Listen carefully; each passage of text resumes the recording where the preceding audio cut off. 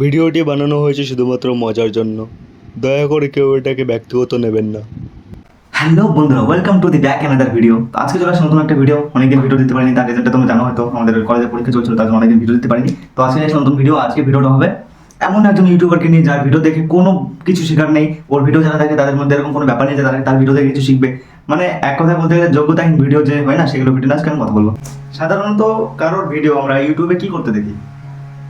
Entertain হওয়ার জন্য, কোনো মোটিভেশন হওয়ার জন্য, কোনো ক্ষেত্রে কোনো বিষয়ে কিছু জানার হলে পরে, কোনো একটা প্রবলেম হলে পরে অনেক টেক থাকে ইউটিউব থেকে, মানে ভিডিওগুলো দেখলে অনেক জ্ঞান হয়। কিন্তু আজকে কথা বলবো এমন এক ইউটিউবারের কন্টেন্ট নিয়ে যার ভিডিও দেখে কোনো রকম বুদ্ধি বা জ্ঞান মাথায় আসে না। আসে একটা জিনিস, খিস্তি। কমেন্টে যদি ভয়েস সেকশনটা থাকতো না, দেখতে তারপরে খিস্তি কাকে বলা হয়।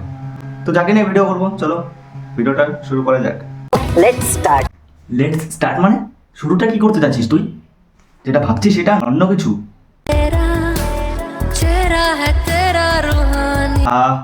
এন্ট্রিটা এমন ভাবে ভাব নিয়ে নিচ্ছে যেন নাটক না করে কি এমন করতে চলেছে, বা না করবে তো সেই নাটক আবার ভাব হচ্ছে।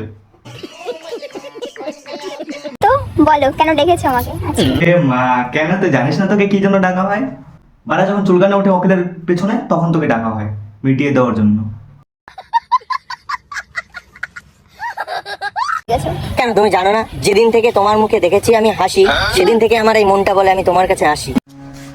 দেখলে তোকে মনে হয় একটুখানি হাসি, দেখলে তোকে মনে হয় একটুখানি হাসি, নাটক করা বন্ধ কর, নাহলে গলায় পড়বে ফাঁসি।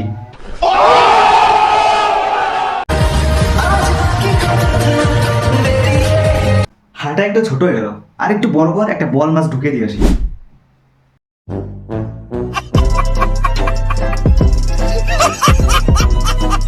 বিশ্বাস করো আমি 1 মাস কিচ্ছু খেতে পারিনি।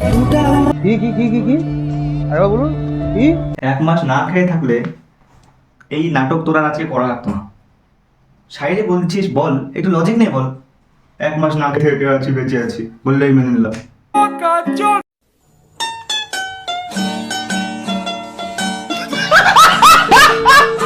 বাট বলতে আমার কেমন একটা লজ্জা লজ্জা লাগছে।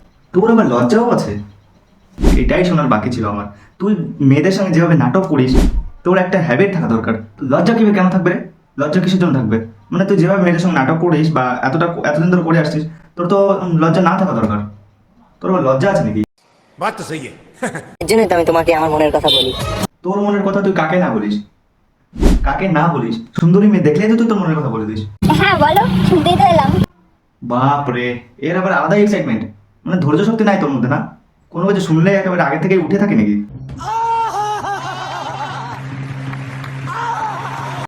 তুমি আমাদের এত সুন্দর সুন্দর শায়রি বলো। বাহ, শুধুমাত্র শায়রি শোনার জন্য এত সুন্দর মেকআপ করে আটা ময়দা গায়ে লাগিয়ে আসা হয়েছে। বাহ মামনি, বাহ সুন্দর। সাবাস, তুই করে নে পেয়ালি। এতটুকুতে খুশি তুই? ওয়েট ওয়েট ওয়েট, সৌম্য তোকে এতটা খুশি দিতে পারতো না? নাকি খুশি করতে পারতো না? समझ रहे हो आप?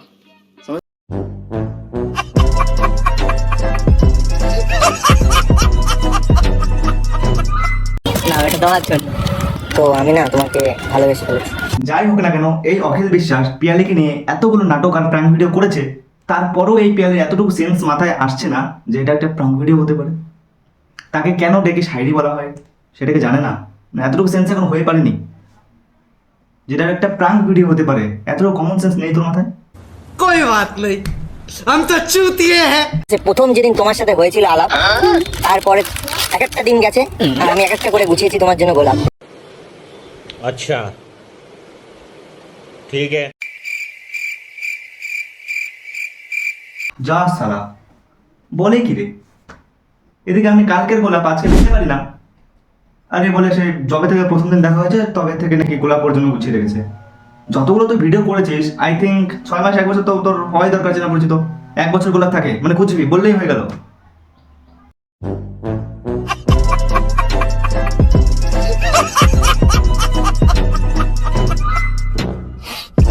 গোলাপের কাঁটা দেখেছিস? গোলাপের কাঁটা অনেকগুলো একটা বিছনায় রেখে শুয়ে দিব তোকে, নাটক করে। বলে দেওয়াটা ঠিক আমার। দুজনের মধ্যে যার যেটা ঠিক মনে হচ্ছে দুজন দুজনকে বলে দিচ্ছিস, বাহ ভালো কথা। কিন্তু এই পিয়ালি তোর মাথায় এখনো এটা আসেনি যে এটা একটা প্রাঙ্ক হতে পারে? তোকে সেজে বুঝে পার্কে ডাকা হয়েছে ফোন করে, কেন ডাকা হয়েছে তার মানে জানিস না যে একজন ইউটিউবার তোকে নিয়ে ভিডিও করতে পারে?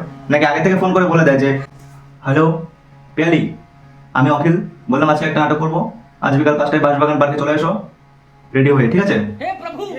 ঠিক আছে, এরকম কোনো ব্যাপার থাকে কি?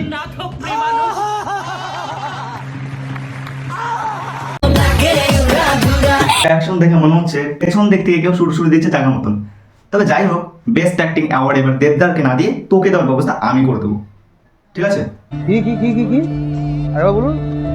তো 5 থেকে উপরে চাচ্ছি আমি, তো 5 থেকে উপরে চাচ্ছি। 5 থেকে ওপর চাচ্ছিস কি বাস ভরার জন্য? সঠিক বলেছেন, আপনার বুদ্ধি ভালো।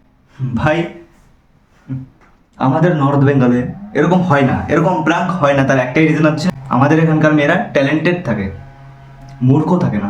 ওটা কলকাতা, তার জন্য তুই এরকম ভিডিও করতে পারিস। ভাই উত্তরবঙ্গে পারবি না এরকম ভিডিও করতে। উত্তরবঙ্গে যদি এরকম ভিডিও করার চেষ্টা করিস না, জুতো দিয়ে মার খেয়ে চলে আসবে সেখান থেকে। ভাই সিরিয়াসলি, এটা উত্তরবঙ্গ, এখানে এরকম ভিডিও হয় না। উত্তরবঙ্গে এরকম প্রাঙ্ক ভিডিও করলে পাবলিক প্লেসে পাবলিকের হাতে উদম কেরানি খেতে হবে, উদম কেরানি।